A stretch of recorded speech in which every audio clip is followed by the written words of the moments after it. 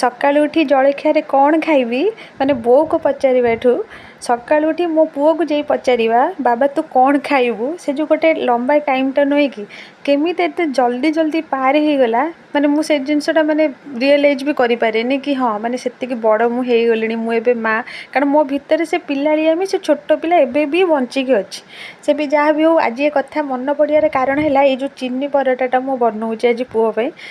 आमे पिला बेले समस्ते बहुत खाइचे जिनसटा को आ सी गोटे अलग प्रकार खुशी चिन्नी पराटा भितर चिन्नी दिखाई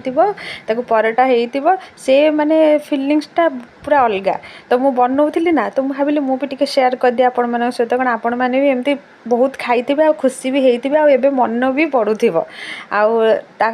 माने सी ए खाइब ता बोली पराटा बनइली कि से नब ये जो आलू आ भेजिटेबल सब मिसेक कषे भाया करदे करी आलू पराटा भाभी नि कारण मेजर पार्टा आलू अच्छी आसे टिफिन भी आलू पराटा नब आ घरे भी समस्ते से ही खाइबे मुझे सहज हम बोली मुझे छोट छोट पीस करके दे दिए ताकि टाइम भितर से खाई पारिबो आ सी भी बहुत पर्टिकुलर टिफिन से कौन नब से चेक करिवो कारण ताकू लागिवो जेडी नूडल्स आ जो कुकीज ये सब नेले काले ता टीचर भाबिबे कि से जंक फूड नहीं के आछि सेथि पई से जम्मा माने इच्छा नुह केबे भी कहबनी जे मु मैगी नेबी ये नेबे सब नहीं बस एबे ये आ मो पुओ केते हस देखो तार टिके कि खुशी